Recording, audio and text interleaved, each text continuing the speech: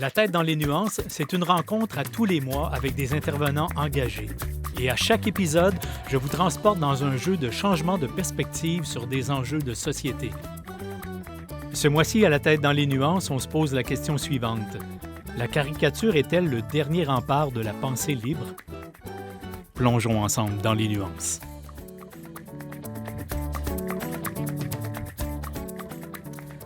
Bienvenue à toutes et à toutes. Quel plaisir qui est le mien de vous accueillir pour cette 5e saison de La tête dans les nuances. Si vous êtes des auditeurs fidèles, le concept est le même, rien n'a changé, même si le décor, lui, fait peau neuve. C'est vraiment magnifique. J'ai l'impression de vous accueillir dans mon salon. Si vous vous joignez à nous pour la toute première fois, j'aime à dire que le concept de l'émission La tête dans les nuances, c'est une émission de réflexion publique. Ça touche des sujets d'actualité sans pour autant suivre le quotidien nécessairement, l'objectif n'étant pas de vous dire quoi penser, mais de s'offrir mutuellement des pistes de réflexion susceptibles d'enrichir nos connaissances et de favoriser nos prises de décision.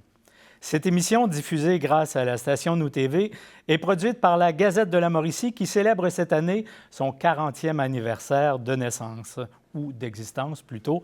Alors, on vous réserve évidemment un spécial au cours de saison qui sera 40e anniversaire de la Gazette de la Mauricie, mais à l'occasion, nous ferons également place à certains des collaborateurs de la Gazette qui possèdent une solide expertise sur les sujets que nous souhaitons aborder. C'est notamment le cas aujourd'hui où nous parlerons caricature. Vous savez, à l'époque où les chambres d'écho dans lesquelles nous nous enfermons par nos différents clics sur les médias sociaux, il est probablement un art qui a la clé pour les ouvrir toutes et j'ai nommé la caricature. En effet, il n'existe aucune idéologie, aucun personnage public, aucune religion, aucune philosophie, aucun courant de pensée qui ne soit revu et corrigé par la caricature. Parfois même, la caricature nous propose, je dirais, une forme d'autodérision. Comment avons-nous été à rapporter comme souvenir de voyage une caricature de nous-mêmes ou des gens avec qui nous voyagions? Combien d'artistes sont entrés aux Beaux-Arts avec comme objectif de devenir caricaturistes? Je ne connais pas la réponse à la question, mais ça m'intéresse. De même que de savoir d'où vient la caricature. Pourquoi si peu de femmes la pratiquent? Y a-t-il des frontières à ne pas dépasser en caricature? Quelle est la place de cet art parmi l'éventail des arts visuels? Et pour toute autre question qui jailliront au cours de cette discussion, j'ai le plaisir d'accueillir sur ce plateau d'abord Mme Ersi Kontogouris. Elle est détentrice d'un doctorat en histoire de l'art et d'un deuxième en études cinématographiques. Elle est professeure à l'Université de Montréal au département d'histoire de l'art, de cinéma et des médias audiovisuels. Elle est co-chercheuse, entre autres, chez Colibex, la chaire de recherche France-Québec sur les enjeux contemporains de la liberté d'expression. Je reçois également M. Jocelyn Jalette. On le connaît comme BDiste, illustrateur et auteur. On lui doit la naissance et la vie du président David Gérald et de la féline Madame Baboune. On aura l'occasion d'en reparler. Son œuvre est teintée de ses implications au sein de nombreux organismes défendant l'environnement, la justice sociale et les droits humains. Et pour compléter ce trio, je reçois également M. Jacques Goldstein, connu par les lecteurs de la Gazette de la Mauricie sous le nom de Boris. Diplômé de l'Université Montréal en géologie, le géologue dessinateur, on a eu à Trois-Rivières un poète député, on a maintenant un géologue dessinateur qui devient auteur, illustrateur, caricaturiste, vulgarisateur scientifique. On l'a connu bien sûr par les petits débrouillards. Voilà qui présente ce trio de feu. Merci madame, merci messieurs d'avoir accepté l'invitation à cette discussion sur un monde fascinant qui est celui de la caricature où on va se demander, est-ce que la caricature, c'est le dernier rempart d'une pensée libre?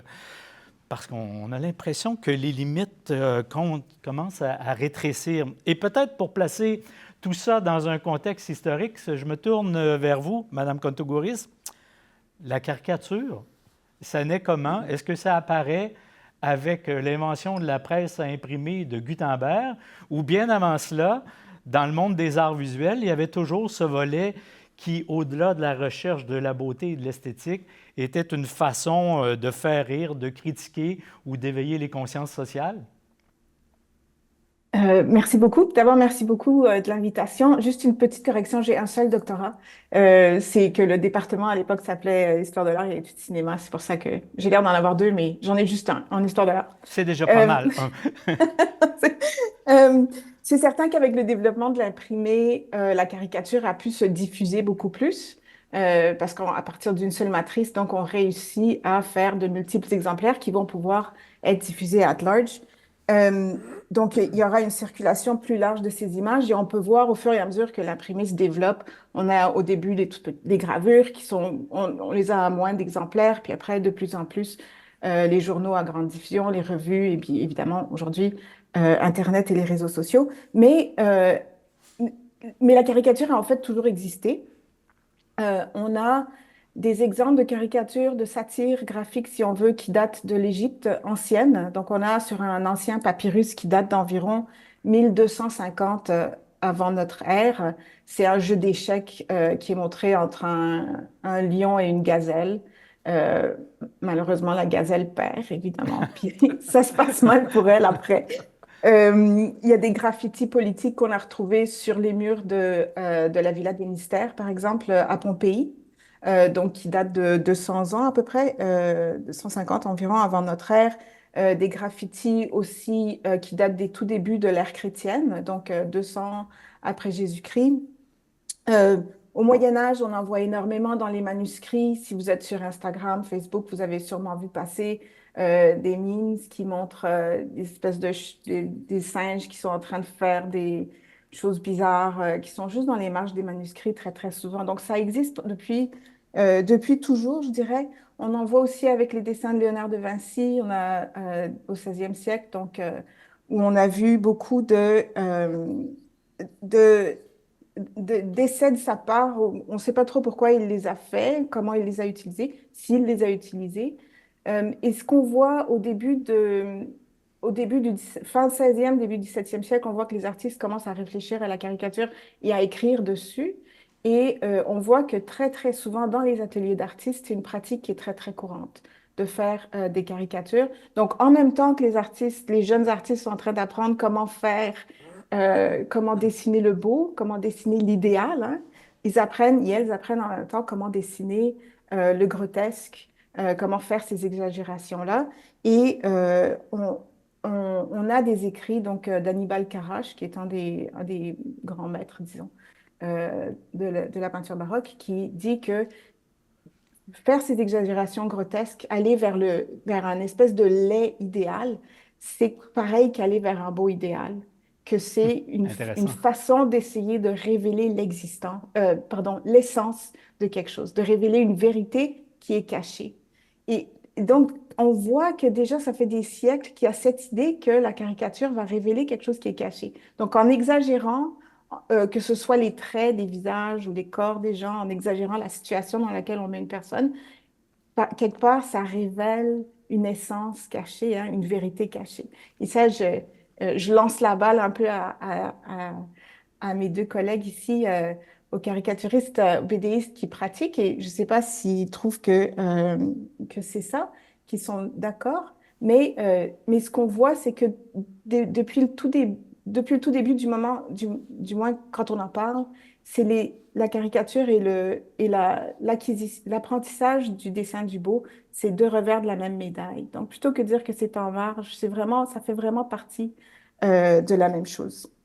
Bien, la question vous est lancée, alors je vous cède la parole, mais j'en ajouterai une. Est-ce que dans, je dirais, le développement de votre plume, vous avez senti le besoin à un moment donné d'avoir ce regard historique sur la caricature pour ne serait-ce prendre conscience de ce qui était fait, mais aussi pour s'intégrer dans un parcours? Est-ce que ça a fait partie de votre réflexion à un moment donné? Qui veut commencer? Quand on parle d'histoire, moi je pense à une caricature que un professeur nous a montrée à l'école quand j'étais au secondaire, et c'était le fameux, je pense que c'était Daumier, Honoré Daumier, qui était un caricaturiste, enfin un dessinateur, peintre aussi, il a fait des magnifiques peintures du 19e siècle, à l'époque Louis-Philippe. Non, pas Louis-Philippe. Est-ce que c'était Louis-Philippe? Oui. Oui, Louis-Philippe. Oui. Et donc, Oui. il a caricaturé 1830 à peu près. Oui, c'est ça, 1830 en En tout cas, vous France. répondez à ma question parce que le bagage historique, on le sent déjà. Il a dessiné Louis-Philippe, le roi des Français, en faisant l'évolution d'une poire, en fait, où il le transformait, il partait de son visage et il devient une poire. Et je pense que ça lui a causé des sérieux problèmes parce que je pense qu'il a dû aller au cachot pour sa caricature. Mais déjà, c'était audacieux. Donc, et le dessin est très beau. Ça donne le goût de découvrir d'autres dessins faits par Honoré Daumier. Il y avait une plume incroyable. Il travaillait à la lithographie, je pense. C'est absolument superbe. Donc déjà, il y a un peu l'admiration aussi du trait de crayon aussi. Ça, c'est Je me rappelle plus qui, mais il y avait quelqu'un qui avait dit que les meilleurs caricaturistes, c'était ceux qui savaient faire les meilleurs portraits, parce qu'il faut savoir former avant de savoir déformer. Mais la caricature, c'est au-delà de l'aspect physique, c'est la mise en situation, hein, c'est pas qu'un visage, là. Mais ça peut faire très mal, parce que une caricature, tout le monde peut la consommer. Peu importe la langue que tu parles arriver dans n'importe quel pays dans le monde, que tu ne parles pas l'hébreu, l'arabe ou n'importe quoi, la caricature, tu peux la comprendre déjà un peu parce qu'elle est visuelle. Tu sais, dans le courrier international, on voit des caricaturistes un peu partout. Puis c'est vrai que tu n'as à peu près pas besoin de la traduction. Tu comprends déjà quand même quelque chose. Ce qui n'est pas la même chose pour un texte. Puis c'est un éditorial visuel que tu ne peux pas faire autrement. Tu sais, un éditorialiste ne peut pas dire Gilles Duceppe avec son bonnet avec sa fromagerie, Jean Chrétien avec sa bouche croche. Tu peux pas dire ça. Mais par contre, comment il s'appelait donc? Et on s'en rappelle pas, alors que les caricatures, on s'en rappelle. Ben, c'est ça, Celle de M. Duceppe est un bel exemple. Stéphane Dion, quand il avait été caricaturé par Chapelot, là, avec des moustaches d'Europe avec une queue, là, c'était la queue visuelle. Ben, c'était porteur de... Mais là, on parle de personnages connus, ça va bien, mais j'aurais le goût de poser la question pour le BDiste qui invente les personnages. Est-ce qu'on s'inspire souvent de personnes réelles et de leurs traits caricaturaux, comme le font, par exemple, les grands peintres sur des fresques où ils reprenaient des visages de la société qui étaient connus? Là. Ah oui, certainement, parce que de toute façon, à un moment donné, si tu as une scène de foule où les personnages sont toujours inspirés de quelqu'un, tu prendrais Hergé, Tintin, tous les personnages viennent de quelque part. Là. Trifon Tournesol, c'était le professeur Picard. Haddock, je me rappelle pas c'était qui exactement, mais les Dupont, c'était un peu le frère et son père et son frère qui étaient jumeaux, hein, je pense. Ah oui, c'est possible. Quelque chose dans le genre. Tu sais, il y a toujours un petit fond de vérité. Moi-même, je me dessine dans mes histoires. Là, je m'auto-caricature. Ça me dédouane en me disant, regarde, moi, je me rate pas, je te raterai pas non plus. Mais j'essaie de ne pas être méchant non plus, là, pour rien. Là, je trouve que c'est inutile. Là. C'est plus dans... Quand je fais une caricature d'une situation, moi, c'est plus m'attaquer aux absurdités, de la guerre ou du comportement ou du gaspillage, puis te mettre d'en face un peu tes travers. Mais, je sais pas... Mais si on a bien établi, Mme Contogouris, que la caricature naît bien avant l'imprimé, est-ce que l'évolution est marquante? Et là, je dirais, pour l'instant, on ne se rendra pas jusqu'à l'intelligence artificielle et à l'informatique, là, mais est-ce qu'on voit des transformations majeures, ne serait-ce que dans le traitement de l'image ou dans les sujets qui sont traités, qui, j'imagine, vont avec les développements de la société de chacune des époques? Oui, absolument. Il y a des moments clés qui sont vraiment importants. La fin du 18e, début 19e siècle en Angleterre, c'est là qu'on voit apparaître les premiers caricaturistes qui vont être professionnels. Donc James Gillray, c'est le premier, Thomas Rowlandson le deuxième, ensuite la famille Cruikshank, et qui vont beaucoup se moquer ou railler la situation en France. Donc c'est l'époque des guerres napoléoniennes. Ça fait que la caricature va jouer un grand rôle et même que Napoléon apparemment aurait dit que James Gillray, donc le caricaturiste, a contribué davantage à sa chute que toutes les armées de l'Europe mises ensemble. Donc, ça, c'est un peu apocryphe, là. J'aimerais retrouver la source, mais je sais Napoléon, pas il avait dit que la plume était plus forte que l'épée, hein? Oui, quelque chose dans le genre, là. Fait qu'il devait peut-être faire référence à ça. Oui, oui. Puis après ça, un deuxième moment clé, c'est ce qu'a mentionné Jacques, c'est la poire, là, autour de Daumier puis de Philippon. En fait, Philippon avait toutes sortes de journaux caricaturaux. Puis alors qu'on voit qu'au début, avec Gillray, ce sont juste des estampes individuelles qui sont vendues.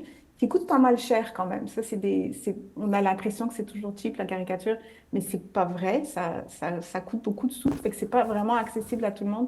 Et souvent, il y a des références littéraires ou autres qui vont pas être accessibles à tout le monde. Mais on va voir au fur et à mesure que ça va se développer, je pense, une démocratisation du langage visuel. Et donc, autour de Daumier, Philippon, la question de la poire, elle prend un sens en elle-même. Fait que là, on va voir plein de caricatures avec des poires. On va voir, il y a des gens qui font du graffiti là sur les murs, qui vont juste dessiner une poire à Paris, à Marseille, à Lyon, n'importe où à travers la France. On n'a plus besoin, c'est comme si la poire était devenue son propre truc. On n'a plus besoin de faire le lien avec Louis-Philippe. Tout le monde sait qu'on est en train de se moquer de Louis-Philippe. Puis au fur et à mesure que les journaux vont devenir comme les plus illustrés, le Punch en Angleterre, ça va devenir plus abordable aussi pour tout le monde. Et on voit un public qui va être de plus en plus grand.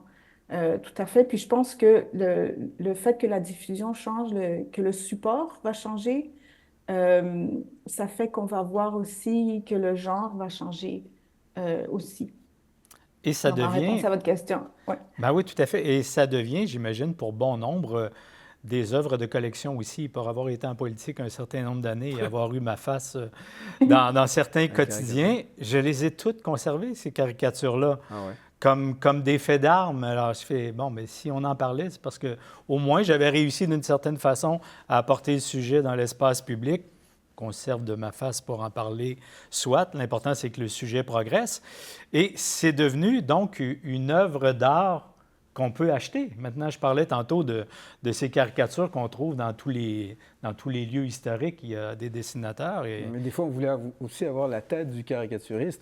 On peut penser, Adolf Hitler se faisait caricaturer en Angleterre par, je pense, c'est David Lowe. Et puis, il se fait aussi en Russie par Boris Fetisov. D'ailleurs, j'ai pris mon nom de Boris, inspiré de ce caricaturiste-là, qui est Boris Fetisov. Et il a fait des caricatures, Fetisov, F-E-T-I-S-O-V. Regardez sur Internet, il a des dessins fabuleux de Hitler, de toute sa clique, Goebbels, Göring, etc. Et il montre la déchéance du Troisième Reich, etc. Puis il a une façon de dessiner Hitler, c'est absolument... Et Hitler, il dit, si j'arrive à Moscou, je vais me payer sa tête. Et heureusement, les Russes ont gagné, parce que Fetisov a vécu jusqu'à 101 ans. Wow! Oui. Par contre, son frère était journaliste. Et il a dessiné jusqu'à la fin? Oui, il a dessiné jusqu'à la fin. Il avait peur quand le téléphone sonnait, il se disait, et c'est Staline qui le félicitait à chaque fois, mais il y avait des sueurs froides en pensant que peut-être c'était sa dernière heure. Et le frère de Boris Fetisov était journaliste, mais lui a été fusillé. Est-ce qu'il se moquait de Staline des fois, parfois? Probablement qu'entre les lignes, il a dû écrire quelque chose qui n'a pas pu lui plaire. Comme quoi, il vaut mieux faire du dessin que de l'écriture. Quoique encore là, c'est pas certain. Ça m'amène à cette espèce de limite qu'on doit s'imposer personnellement, j'imagine, quand on est caricaturiste. Et je vous poserai la question, M. Gaustin, le caricaturiste, est-ce qu'il est un peu comme l'humoriste d'aujourd'hui, c'est-à-dire celui qui cherche constamment à repousser la limite sans la transgresser? Voilà, qui est assez difficile à faire. Et évidemment, on a tous en souvenir les événements de Charlie Hebdo. Et je me demande, mais comment on fait pour savoir jusqu'où on peut aller, quand est-ce que c'est trop loin et quand est-ce qu'on refuse toute forme de censure ou d'embrigadement pour conserver une libre pensée sur ce qu'on est en train de faire? Bien, je pense qu'il y a des sujets qui nous tiennent à cœur. Moi, il y a certains sujets où je ne vais pas m'aventurer. On parlait de Charlie Hebdo. Ils sont combien? 7 personnes à avoir trouvé la mort de façon extrêmement violente, à coup de AK-47. Donc, pour moi, ça, c'est réglé. À mon avis, c'est triste à dire, mais bon, les intégristes ont gagné sur ce... Ah oui, tu t'auto-censures? Ah, complètement. Je veux dire, il n'est pas hors de question que je touche à ce sujet-là. On peut dire que oui, Charlie Hebdo continue, mais ils travaillent, je pense, dans un bunker, ils sont protégés, il y a des SAS, des policiers, etc. Fait que bon, il faut choisir ses combats à un moment donné. Donc, il y a d'autres sujets qui... On peut parler d'environnement, on peut parler d'intelligence artificielle. Moi, personnellement, ça ne m'intéresse pas nécessairement de toucher à des hommes politiques, par exemple. J'aime une caricature qui va durer dans le temps. Une caricature, par exemple, un dessin, je le regarde 5 ans plus tard, ça signifie quelque chose. Tandis que si je dessine un homme politique que je ne reconnais pas, c'est vraiment instantané. 5 ans plus tard, on ne sait plus exactement c'est qui. Donc, pour revenir à la question, est-ce que je vais pousser vraiment toujours plus loin? Non, pas nécessairement. Je me réveille le matin avec une idée sur un sujet, sur la surconsommation, ou bien, je ne sais pas, moi, on peut parler en ce moment des écrans, des ordinateurs qui sont trop présents chez les enfants. Il y a quelque chose à aller chercher avec ça.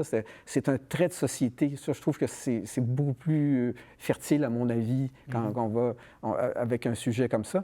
Puis, il s'agit peut-être d'égratigner un petit peu, de gratter un petit peu le bobo, mais pas nécessairement.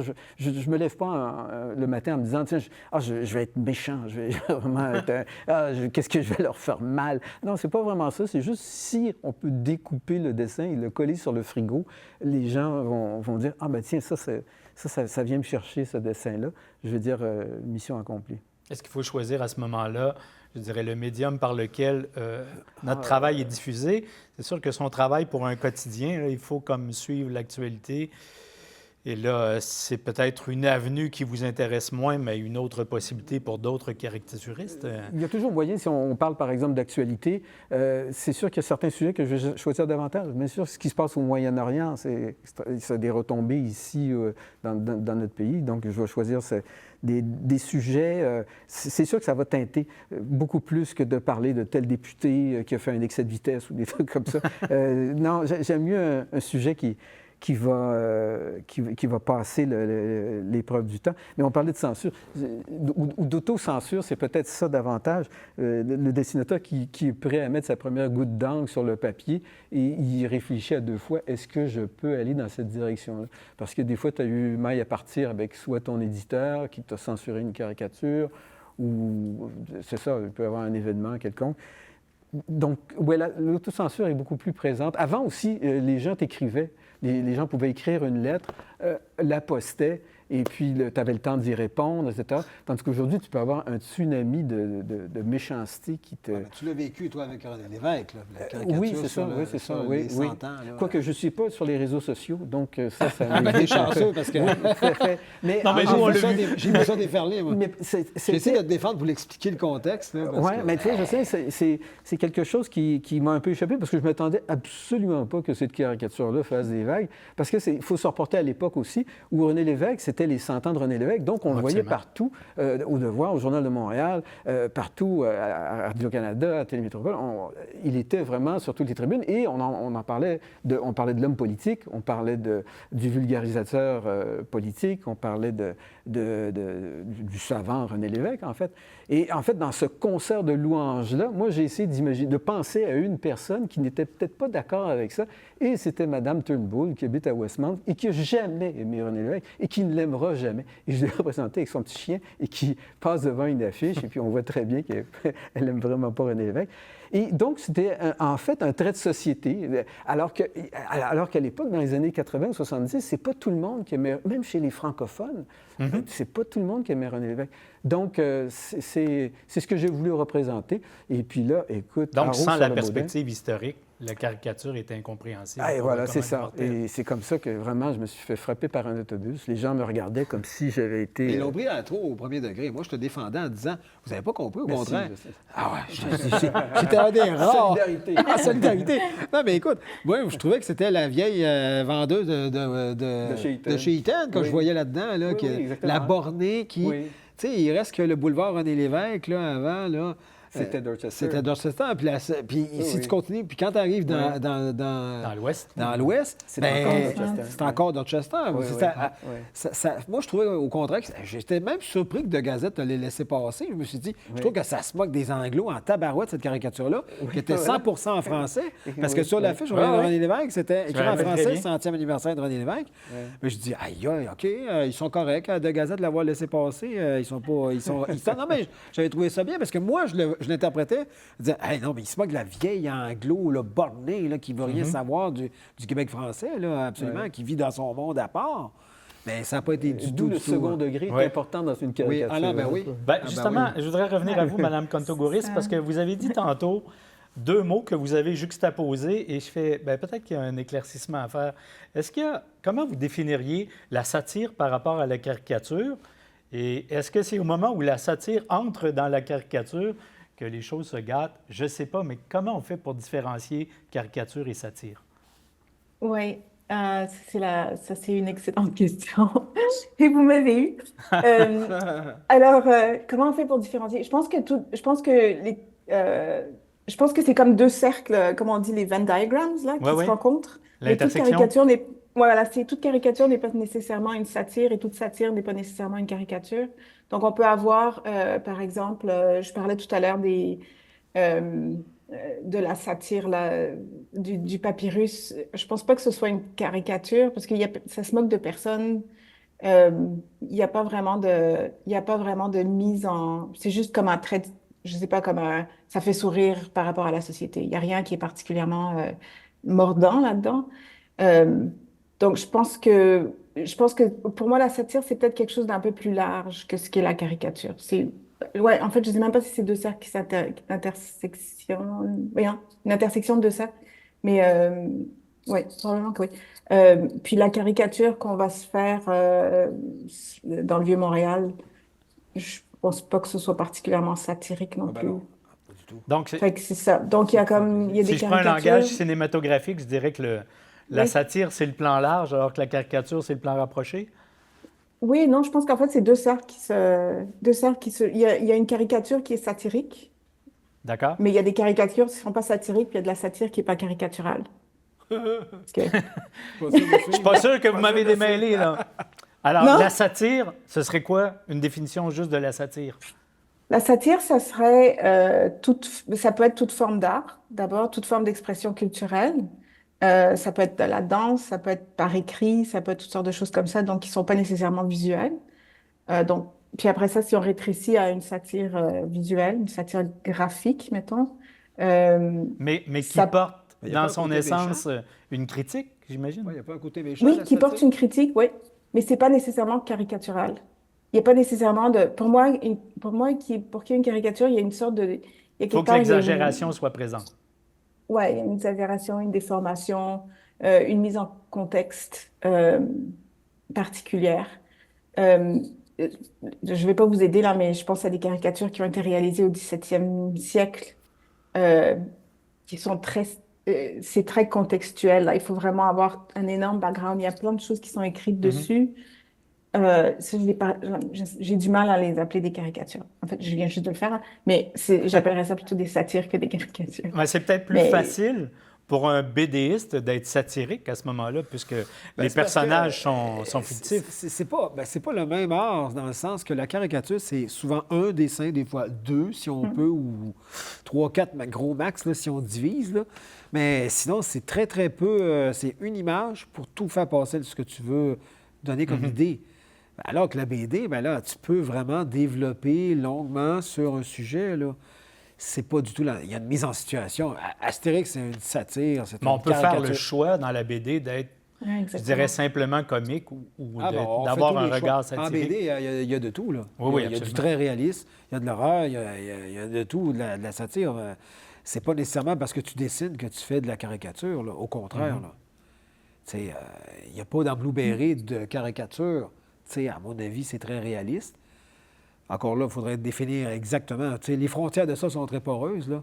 Mais ouais, pour venir à l'idée des limites qu'on peut se donner, dans le fond, c'est toujours celui qui nous embauche puis qui nous paye, hein? Parce que tu parlais des caricatures dans le Vieux-Montréal ou dans le Vieux-Québec. Moi, je fais parfois de la caricature, là, tout public, là, une ville m'invite, puis ils veulent que je caricature des gens qui passent et tout ça. Et puis, veux pas, quand tu t'es payé pour faire une caricature, tu n'as pas intérêt à être méchant avec la personne qui est devant toi. T'sais, moi, c'est sûr que j'adoucis mes caricatures dans ces contextes-là. Je suis toujours très gentil. Les gens sont jamais obèses, n'ont jamais de boutons dans les visages, n'ont pas des oreilles décollées. Parce que tu ne sais pas à qui tu parles. Là, tu fais une caricature directement à quelqu'un. Mais quels sont les traits que vous exagérez alors si vous n'allez pas sur Ça dépend. sur le Si je physique? parle à un gars ou à une fille. Parce qu'à un gars, je peux me permettre plus, mais une femme, c'est toujours très délicat. Je vais exagérer. Dans le fond, pour une femme, c'est plus les cheveux, c'est plus les sourcils un peu. Pour qu'on la reconnaisse, c'est quasiment presque pas de la caricature. Et dans une rencontre aussi éphémère... Mais je leur demande ce qu'ils font dans la vie. Je vais j'allais caricaturer. là. C'est ça. C'est que je leur demande ce qu'ils font dans la vie. Moi, j'ajoute, dans le fond, s'ils aiment la musique ou s'ils aiment quelque chose, j'essaie de faire une sorte de caricature sympatoche, mais qui a un rapport avec ce qu'ils aiment. Parce que mon but, c'est pas de les influencer. Une fois, j'avais eu une anecdote. J'étais à Terrebonne, puis il y avait une petite fille qui était venue me voir, puis je l'avais dessinée. Puis mais elle avait, là, écoutez, c'était terrible, elle avait des oreilles là, gigantesques. Puis moi, je les avais pas dessinées. Je les avais dessinées très normales, comme si je les voyais pas. Et la mère était venue me féliciter, me remercier, parce qu'elle s'était fait caricaturer dans le Vieux-Montréal, puis le caricaturiste avait fait réellement ses oreilles. La petite fille avait pleuré. Il faut être très prudent là-dedans. C'est pour ça que je vous dis, il y a des caricatures, mais dans un journal, quand tu parles d'un politicien, là, tu peux t'en permettre plus à des gens que tu connais pas ou qui sont habitués d'en recevoir. Là. C'est toujours... Mais on parlait des limites de ça. Tu sais, Charlie Hebdo veut pas, en quelque part, les terroristes, ils ont gagné parce qu'on s'auto-caricature de toute façon. Tu peux pas aller dans ces sujets-là. Même un professeur en France s'est fait trancher à la tête parce qu'il a osé parler de la caricature de façon très vague. Ça dépend toujours jusqu'où tu as le courage d'aller. Je ne sais pas si... Vous vouliez ajouter, Mme Kotougouriz? Non, je trouvais ça vraiment intéressant, ton exemple avec la petite fille. Je pense que c'est une des choses qu'on regarde beaucoup dans les études dans la caricature, c'est de voir qui est-ce qui est visé. Est-ce qu'on vise vers le haut ou est-ce qu'on vise vers le bas? Donc, est-ce qu'on vise vers des gens qui sont au pouvoir ou est-ce que la caricature va viser vers des gens qui souffrent déjà? Puis quand c'est une petite fille qui souffre déjà parce qu'elle a des oreilles décollées puis que tout le monde se moque d'elle à l'école, de te moquer d'elle pour ça, ça devient... Je sais pas, ça devient, pour moi, c'est davantage du bullying, là, c'est de l'intimidation presque. Alors que caricaturer vers le haut, là, de puncher vers le haut, c'est différent. Mais je pense Je pas que pense le qu'il y a plus caricaturiste avait permis. voulu être méchant. Là. Je pense pas que le caricaturiste de Montréal avait voulu être méchant. Non, mais c'est un Quand tu fais manque de la de caricature en sensibilité. direct, tu as Maladroit. 3/4 de seconde pour décider ce que tu fais. Là.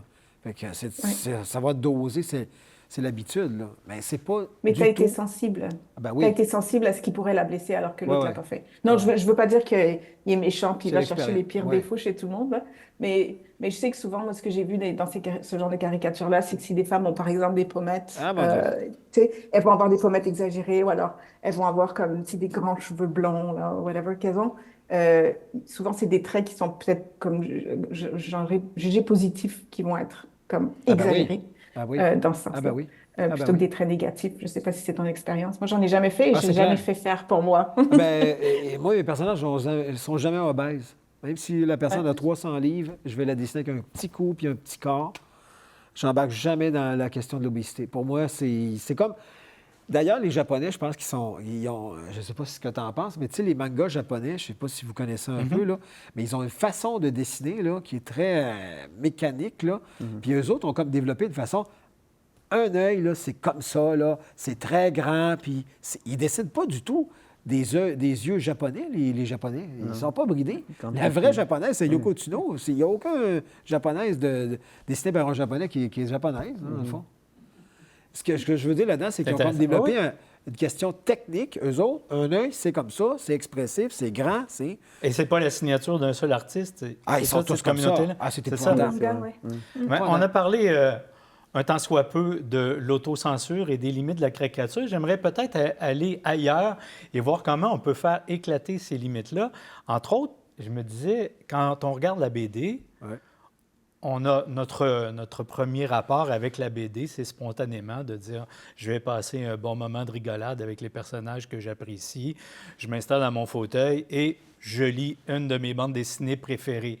Mais je me disais, à en lire plusieurs, il y a vraisemblablement chez les BDistes aussi peut-être ce qu'il y avait chez Molière, c'est-à-dire cette capacité à la fois de nous faire rire, mais d'ouvrir sur une réflexion plus large sur ce qui se passe dans notre société. Est-ce que ce deuxième niveau de lecture dans la BD est pratiquement toujours présent ou il y en a qui sont premier niveau simplement?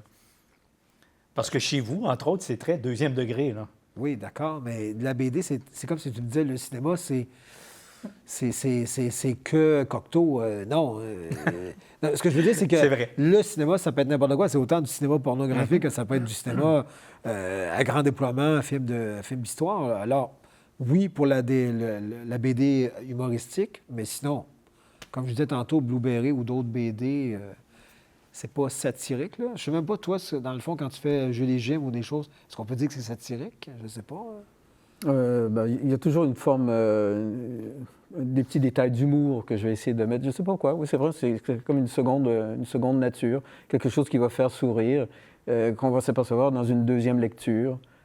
Mais pour parler de bande dessinée, je ne suis pas un grand lecteur de bande dessinée, mais il y a certaines bandes dessinées qui viennent vraiment me chercher. Bon, bien sûr, des grands classiques, Astérix, Tintin, etc. Mais si on pense à des bandes dessinées comme Maus, par exemple, de Spiegelman, qui raconte l'histoire des Juifs d'une famille, entre autres. C'est un Juif qui habite aux États-Unis et qui raconte son enfance. Il se fait interviewer par son fils, en fait, et son fils fait les dessins, et il représente les Juifs comme étant des souris. Les Allemands, c'est des chats, je pense, et les Polonais, c'est des cochons.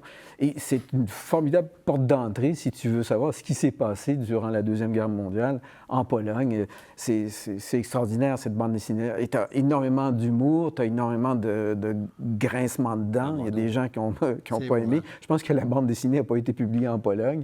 Je pense à une bande dessinée aussi, L'Arabe du futur, par exemple, Riyad Satouf, qui est très populaire aussi en France. C'est extraordinaire parce que c'est un voyage formidable. C'est quelqu'un c'est autobiographique, qui raconte son enfance.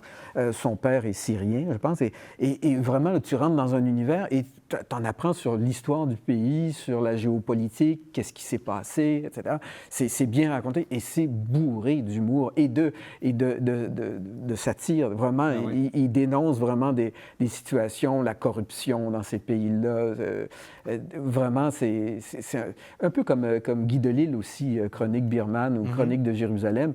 C'est incroyable. Tu ouvres le livre et tu es comme dans une aventure de Tintin. Tu voyages. Tu dis, écoute, c'est quand même... Il ne peut pas inventer cette histoire-là. C'est magnifique. C'est comme s'il t'emmenait en voyage avec lui. Moi, c'est ce que je recherche. Un peu, je sais pas, j'aime les histoires qui vont me transporter dans un autre univers, puis vraiment voir d'autres coutumes, d'autres univers. Persépolis aussi, c'était comme ça. Oui, avec La Bête est morte. La Bête est morte des années 40, tu te rappelles? Non. Ça te dit rien, ça? C'était... c'est quasiment pas de la bande dessinée, mais c'est comme... Ça a été fait... Hey, c'est quoi le nom de l'auteur? Ça m'échappe. Mais il avait transposé, en fait, il avait fait un conte, justement, un peu comme avait fait Spiegelman. C'est-à-dire, c'était la Deuxième Guerre mondiale où c'était dans une forêt et tous les animaux représentaient... ça va être adapté, je pense. Les écureuils. Les loups. Les loups étaient évidemment les Allemands. Et ça transposait la Deuxième Guerre mondiale. On va mettre l'ensemble des références dans le générique, vraisemblablement. Oui, non, mais... On va remplir les librairies après l'émission. Mais c'est très bon, La Bête est morte, là. C'est un peu... Mais un peu comme l'avait fait... dans le fond, au cinéma, Chaplin. Oui, il fallait le faire, ce qu'il a fait là, à l'époque. Madame Contogouris, dans le vaste champ des arts visuels, est-ce qu'il y a aussi cette possibilité de lire l'œuvre à un deuxième niveau que celle que l'on perçoit d'un premier regard? Ah, absolument, oui. Deuxième, troisième, oui. Et comment, Tout à fait. Comment on fait cette approche-là? C'est purement au niveau sensoriel, au moment où on est face à l'œuvre, où il y a des codes que l'on peut... Je pense que des fois, il y a des codes. Des fois, il faut savoir aussi qui a fait l'œuvre. Donc, si c'est une œuvre qui est pas dans le genre de la satire graphique, pas dans le genre de la caricature, vous voulez dire? Oui, tout genre Juste confondu. oui, tout genre confondu. Oui, il y a plein d'artistes autochtones, par exemple, qui vont qui vont reprendre des codes, qui vont prendre comme... Tu sais, je sais pas, moi je suis grecque, donc on envoyait des cartes postales à la famille en Grèce, puis il y avait souvent, tu sais, des personnes autochtones avec, tu sais, vraiment stéréotypées. Bon, il y a des artistes autochtones aujourd'hui qui vont reprendre ces stéréotypes, qui vont se représenter avec ces stéréotypes-là, puis là tu vois, puis tu fais comme, wow, c'est quoi? Mais c'est là, en sachant que c'est une artiste autochtone qui l'a fait, là tu peux te dire, OK, c'est à prendre au second degré, donc c'est une critique de ces stéréotypes. Mais en sachant pas, tu sais pas si ça adhère au stéréotype, si tu critiques le stéréotype. Et je sais pas, ça c'est un exemple. Très concret. Mais n'empêche que ce que j'allais dire, c'est que un non-autochtone peut aussi faire ça, là. Moi, j'ai jamais embarqué dans l'idée de l'appropriation culturelle, là. Je veux dire, tu peux aussi être sensible sur une situation, pardon, que tu ne vis pas. Je donne un exemple. Louis Riel. Louis Riel a été adapté en plusieurs bandes dessinées. Puis pour moi, la BD de... Comment il s'appelle déjà celui qui a fait Louis Riel? Là? C'est un anglo, en tout cas. Oui. Puis son nom m'échappe parce que je veux le sortir, mais pour moi, la meilleure adaptation de la vie de Louis Riel, c'est un anglophone qui l'a fait. Alors que... Et ça prend vraiment le point de vue des francophones, des autochtones. Puis pourtant, le gars n'est pas du tout de cette culture-là. Mais sensible Ben, à c'est cette ça. culture-là. Oui, et il faut avoir le sens de l'observation.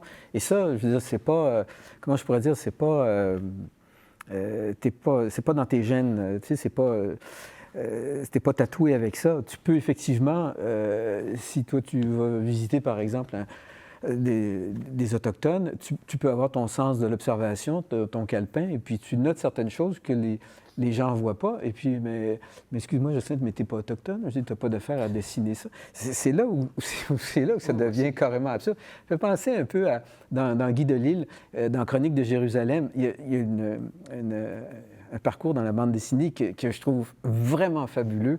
Il va donner des cours de bande dessinée. Il est en Cisjordanie. Et puis, il y a tous ces jeunes-là qui sont en train d'essayer de dessiner. Et il y en a qui font des mangas et qui dessinent Dragon Ball ou quelque chose comme ça. Et lui, Guy Delisle, il regarde le travail, il dit « Ouais, c'est très bien, mais t'aimerais pas ça, peut-être dessiner ce qui se passe autour de toi? Tu sais, t'es en Palestine, puis bon, ben, les Israéliens sont assez durs envers vous, et puis les zones, t'arrives pas à sortir de ton environnement, à sortir de ton... T'es enfermé, t'es colonisé, etc. » Et le jeune Palestinien, il continue à dessiner, il dit ouais, je pourrais faire ça, mais ça n'intéresserait personne.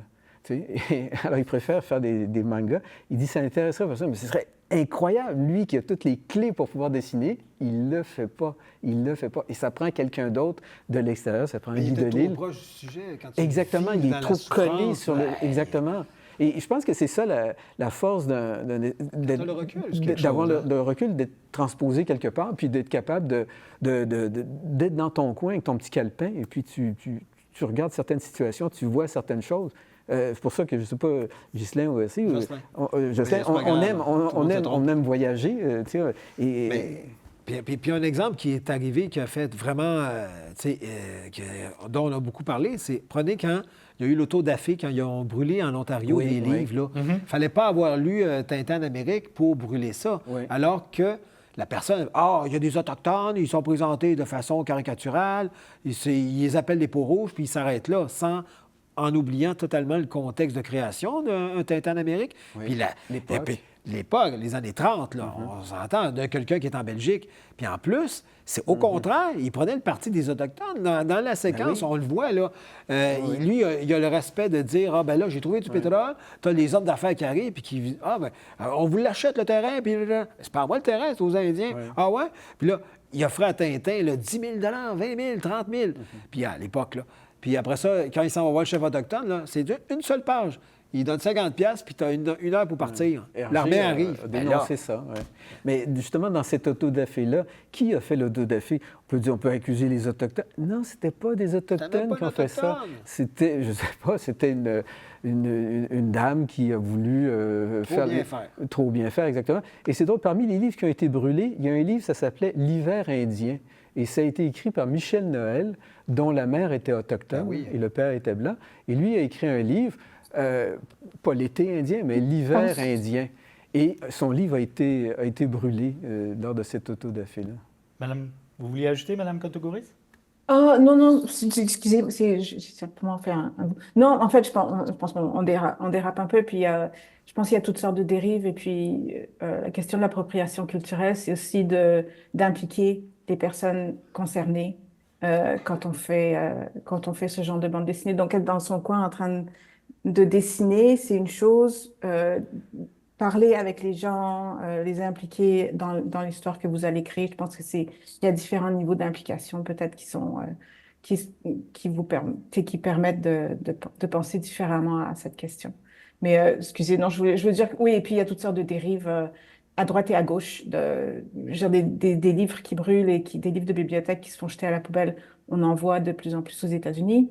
Il y a toute une campagne de la part des bibliothécaires municipales et d'écoles par rapport à tout ce qui est gay, par exemple, en Floride. Ouais, Ça a Les été, Québécois, son livre a été ouais. publié. Puis, c'est pas loin, hein. Parce qu'on a tendance à dire, ah ouais, ça se passe juste aux États-Unis, mais c'est pas loin. Il y a justement, avec la chaire Colibex, on travaille là-dessus pour voir ce qui se passe. Parce que faut Ce faire que je attention, il faut retiens ou rester aux aguets. ce que je semble comprendre, c'est que, évidemment, on ne va pas résoudre la question cet après-midi, mais la solution réside dans la rencontre. C'est-à-dire, on ne va pas Absolument. s'empêcher de toucher un sujet, mais on devrait aller à la rencontre de celles et ceux qui sont concernés si on ne l'est pas directement. Absolument. Et passer du temps à le faire comme on le fait aujourd'hui. C'est pour ça que je vous remercie pour cette émission, d'avoir ce genre de discussion ouverte où on peut avoir des points de vue différents, etc., puis les exprimer, euh, plutôt que d'envoyer ça sur Twitter ou je sais pas quoi, un truc de 140, je sais pas combien de caractères, hein, euh, Trop peu puis pour juste écrire. jeter des flammes ou alors alimenter avec du pétrole plutôt que d'essayer de comprendre vraiment tous les côtés. Il y a un dernier Ouais, sujet que je voulais absolument aborder avec vous. D'une part, pour toute la vision historique que vous avez, Madame Contouguris, mais aussi pour vos plumes que je connais davantage. Et puis, l'avènement de tout ce qui s'appelle informatique, intelligence artificielle. Moi, j'avoue que j'ai de plus en plus... Mais là, c'est un biais totalement personnel que j'avoue dès le départ. J'ai de la difficulté avec les caricatures où on me présente un fond informatisé sur lequel on rajoute un personnage. J'ai l'impression de perdre de vue l'artiste. Parce que, la même chose, quand je vais visiter une exposition, ce que j'aime, c'est voir le trait de crayon, le trait de pinceau, sentir les épaisseurs de peinture sur la toile, ce qui fait que les grandes représentations informatiques m'intéressent moins, même si le spectacle peut être magnifique. Comment vous conjuguez avec l'apparition de ces nouvelles technologies? On fait comme si elles n'existaient pas, on les intègre à notre mesure. Il y a deux niveaux de ce que vous dites. Vous critiquez le fait que, par exemple, Chapelot va faire sa caricature, mais il va mettre, mettons, une vraie forêt ou la vraie vue de Paris en arrière pour pas avoir à se le taper en dessinant. Ça, c'est une chose. Mais il y a aussi la création totale avec l'intelligence artificielle. De quoi vous parlez, plutôt? Je parle des deux. Moi, ce que je dis de mon biais personnel, c'est que j'ai l'impression que l'œuvre est plus authentique quand elle est complète. Oui, c'est pas obligé d'être partagé. Hein? Moi, j'ai découvert ça, ces espèces d'images par l'intelligence artificielle. Je me disais, mais quel est l'artiste qui a fait ça les premières fois? Parce que ça fait pas 10 ans qu'on est exposé à ça. Et là, quand j'ai regardé ça, je me dis, mon Dieu, il y a un réalisme là-dedans. Et puis là, à un moment donné, j'ai réalisé, OK, c'est fait avec une machine, ce genre de choses-là. C'est extrêmement léché. Il y a un côté un peu... ça me met un peu mal à l'aise. Il y a un côté vraiment robot, un peu, avec... il y a un côté... ça me fait penser un peu à ces images qu'on voit en Chine ou en Corée du Nord, vous savez, avec le grand timonier en avant, comme ça, puis avec tous les gens, les ouvriers, les soldats qui sourient, bien musclés, tout ça. En avant, les fleurs, les bambins, tout ça. Il y a un côté un peu... j'ai l'impression, j'ai peur. C'est vraiment une espèce de cauchemar. Et puis, vite, moi, je pense que c'est Banjo, d'ailleurs, M. Banjo, qui est responsable de la chaire à l'Université de Montréal sur l'intelligence artificielle. Et lui, il dit il faudrait peut-être un moratoire. Il faudrait peut-être s'arrêter un peu pour que tous les pays sur la planète s'entendent sur ce qu'on veut faire avec l'intelligence artificielle dans les arts, exactement. Mais je pense que c'est trop tard. Je pense que le génie est sorti de la bouteille. Et puis, mais moi, je suis comme vous. Moi, j'aime pas vraiment ça. Mais sauf que on claque des doigts, puis j'ai envie d'avoir un tableau de bord de 7,47 qui est très long à dessiner, avec une vue de Paris en arrière. Et puis ça va être une espèce de... Est-ce que c'est peut-être, je me pose la question, est-ce que c'est un peu comme peut-être la photographie, quand la photographie est arrivée, et puis il y avait les peintres, les gens qui se tapaient le dessin, tout à coup, le type arrive avec son appareil photo, puis pling, il nous donne des photos avec plein de détails. Il y a dû y avoir une réaction, peut-être des peintres aussi, qui ont dit « Hey ». Mais moi, ce qui m'embête un peu, c'est de faire dire quelque chose par cette réalité, cette intelligence artificielle, de mettre des personnages, de mettre M. Trump avec avec M. Poutine ensemble. Ça me dérange. Nous, on est capable de s'arrêter puis de se dire, oh, il y a un anguille sous roche, là, il y a quelque chose. Mais je pense que ce qui est dangereux, c'est le petit garçon de 10 ans, 12 ans, qui va regarder ça, qui va grandir avec ça, qui va peut-être penser que tout ça, c'est vrai. Ça me fait peur. Alors que dans la caricature pure, on est dans le fictif Non, dès le départ. Mais dans les arts visuels, ce nouveau courant où l'intelligence artificielle est utilisée comme un outil, presque comme une finalité dans certains cas, est-ce que ça bouscule les acquis et, je dirais, les cadres dans lesquels on évoluait habituellement? Ouais, c'est en évolution, hein. Justement, on a besoin du recul là pour voir un peu ce qui se passe. Moi, côté intelligence artificielle en tant que prof, c'est toute la partie écriture de travaux, machin, correction, Absolument. de voir ce qu'on fait avec tous ces trucs-là. Euh, pour les, pour ce qui est intelligence artificielle pure, là, je sais, ouais, parce que moi aussi j'étais un peu, Dubitatif. j'étais pas sûre de la question parce que je pense que d'un côté, il y a les memes. Moi aussi, j'apprécie beaucoup le trait de crayon et je pense que la caricature en tant que forme d'art, c'est reconnu par le fait que justement, par exemple, au musée McCord, on a eu des expositions de caricaturistes comme Chapelot et Aislinn. Donc, c'est reconnu que il y a une appréciation de ce coup de crayon, du hachurage qu'on voit là, de tous ces aspects-là. Et il y a les phototoons que beaucoup de ces caricaturistes vont faire aussi. Donc, c'est le genre de truc où on prend une photo, puis peut-être on va juste mettre une bulle de dialogue. Il y a les memes aussi qu'on voit beaucoup. Je pense que peut-être on peut y penser dans cette veine-là. C'est créé par des individus Les qui ont quoi? peut-être pas Les les memes. memes, C'est les quoi ça? mêmes, je pense. C'est des situations de caricature, mais totalement informatisées, là, Ah, OK. qui sont largement diffusées sur les OK, médias je connaissais pas sociaux, là, l'expression. où on fait dire des Ouais. choses à des gens en prenant soit une Peut-être position. photo de trop, puis tu rajoutes une bulle, puis... Ah oui, puis des ça fois, on fait- les voit en mouvement, mais de très courts Ah, mouvements qui durent une seconde, puis on leur Ouais. fait dire autre chose, là. Des petits gifs. Mais ça peut être aussi, c'est des choses comme, je me souviens plus, c'était le canal de Suez, je pense, où il y avait un énorme navire qui était pris, puis Mhm. ça avait arrêté tout ça. Puis il y avait énormément de mimes là-dessus, là, juste de, ah ok, c'est moi qui apprends comment faire, tu sais, marche arrière avec mon auto. Là. Ah oui, ça, Anyway, oui. fait qu'il y avait plein d'affaires comme ça, et je pense que ça donne, en fait, c'est une façon de rendre la création d'humour visuel plus accessible, peut-être, à beaucoup, beaucoup de personnes, et ça permet de, de la faire circuler, puis après ça, c'est la même image qui va être réutilisée à plusieurs reprises, et ça, c'est assez intéressant, mais évidemment, il n'y a personne qui va se faire de l'argent avec ça, donc c'est pas une job. Et puis, je pense que c'est là où on voit que Ouais, les droits d'auteur, c'est ça la problématique. il n'y a pas de droit d'auteur et c'est très anonyme aussi. C'est ça qui est intéressant. C'est très souvent, ces affaires-là vont être anonymes. Donc, c'est vraiment très loin de ce que vous faites, vous. Puis, on voit que, je pense qu'avec c'est ce qu'on disait tout à l'heure, là, avec les nouvelles formes de diffusion et de circulation, on voit des nouvelles formes d'humour et de création d'humour visuel apparaître. Maintenant, pour ce qui est pure intelligence artificielle, j'avais entendu dire récemment qu'il y avait je pense qu'il y avait un concours de photos prise par l'intelligence artificielle, là. Et la photo gagnante, c'est quelqu'un, en fait, c'était un vrai photographe qui avait envoyé la photo euh, et qui avait donc comme triché, puis envoyé sa photo, puis c'était la photo qui avait gagné. Je sais pas quoi faire avec ces trucs-là, puis avec comment ça s'appelait là, les affaires qui coûtent beaucoup d'argent pour une photo que tu vas même pas jamais avoir. En tout cas, je sais plus comment ça s'appelle, peu importe. Ah oui, les œuvres qu'on peut acheter sur Internet, là. Ouais, les Git, machin, je sais plus comment ça s'appelle.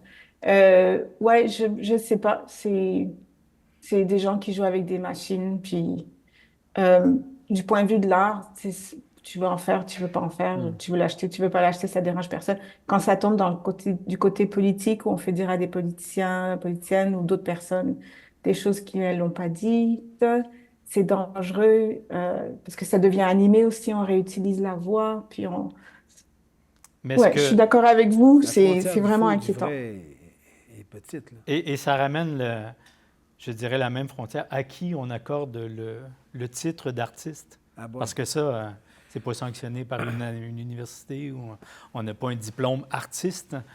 Mais encore là, il y a un grand débat là-dessus. L'Association des scouts du Canada a produit, tu l'as entendu parler, un calendrier à chaque année où un artiste va faire les 12 mois. C'est un beau contrat, on applique souvent.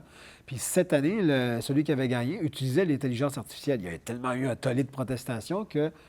Ils ont retiré le calendrier? Oui, non, le calendrier n'avait pas été produit. Ah. Ils ont rétro-pédalé, puis ils ont changé d'artiste. Ils ont pris, je ne sais pas qui finalement, mais l'artiste qui avait été choisi a été refusé finalement. Parce que là, il utilisait l'intelligence artificielle jusqu'à quel point... C'est moi qui avais essayé. C'est toi qui avais essayé? Tu n'étais pas le seul. Je ne sais pas pourquoi j'ai un doute. Non, mais ce qui est arrivé, qui était drôle dans cette histoire avec cet organisme-là, c'est qu'en fait, il y a eu un tollé. Et en fait, l'organisme des scouts a dit mais pourtant, les dessins sont très beaux, pourquoi est-ce qu'on devrait... Ils n'ont pas réalisé sur le coup qu'il y avait une polémique, il y avait un pépin. Ils n'ont pas réalisé tout d'un coup. Ils ont dit, quand ils ont vu que tous les illustrateurs partaient en tabarouette. Oui, fait que là, ils ont rétro-pédalé. Mais sur le coup, les dessins étaient très beaux. Mais ce que je comprends en sous-texte, c'est que c'est un outil qui ne vous attire pas particulièrement, que ça existe. Non, c'est sûr. Non, pas du tout. Je trouve que c'est dans l'imperfection du trait. Quand je regarde un Jean Goldstein, je reconnais... Ben, il a beau essayer Boris, là, je vais reconnaître son dessin. Sa signature, le dessin, c'est trop tard. Tu reconnais la personne pareil. Tu ne peux pas te tromper. Là. Et tous les dessinateurs sont comme ça. Tu prends Charlie Hebdo, alors que, quand on regarde les Japonais ou on regarde les Américains, des fois, là, les super-héros ou les dessinateurs japonais, eux, ils ont trop développé une école où tout le monde a l'air d'avoir le même style. C'est difficile de les différencier d'un et l'autre. Mais par contre, en Europe, je veux dire, tu ne peux pas comparer un Razer avec un Uderzo. Tu vois très bien un RG. Tu peux même le faire exprès pour être semblable dans le dessin. C'est jamais possible à 100 Alors que l'intelligence artificielle, elle peut copier n'importe quoi. Et ça devient un dessin froid, impersonnel. Ça donne des trucs assez bizarres. Tu vois que c'est pas un être humain qui a fait ça. Là. J'ai vu des trucs là, sur la souveraineté du Québec là, qui étaient faits par l'intelligence artificielle. OK, le drapeau du Québec n'a pas tout à fait ça. Là. Il y a plein d'affaires. C'est pas vraiment le show de Frontenac. Tu vois que c'est pas un humain qui est en arrière de ça qui connaît ça. Là. Résolument, c'est une autre question à laquelle on ne répondra pas cet après-midi. Non, ça, c'est ça. Mais j'ai vraiment content d'entendre votre point de vue. J'arrive à ce moment le plus triste de l'émission où je suis obligé de vous dire que le temps qui nous était est parti, nous file entre les doigts. Il me reste à vous remercier infiniment, Mme Contogouris, M. Jalette et M. Gaustin, d'avoir accepté notre invitation. C'était passionnant. On en aurait pris pour quelques heures encore. Je remercie également la station Nous TV et la Gazette de la Mauricie qui rendent possible cette émission. Je remercie très chaleureusement notre recherchiste, Mme Anne-Sophie Batalon, qui a réuni ce magnifique trio. Je vous dis, si vous avez aimé l'émission, que vous avez le goût de nous faire part de vos commentaires, peut-être même nous solliciter pour nous suggérer les sujets que vous aimeriez voir traités à l'émission, vous n'hésitez pas à le faire en nous écrivant à info@gazettemauricie.com. Si vous avez apprécié nos invités et que vous souhaitez en apprendre davantage sur eux, je vous invite à écouter la série Tête à tête parce que j'aurai le plaisir de réaliser avec chacun d'eux une émission de 30 minutes où vous les rencontrerez davantage. Alors, on se donne un rendez-vous le mois prochain pour une autre émission de La Tête dans les nuances. Mon nom est Robert Aubin et je vous dis à très bientôt.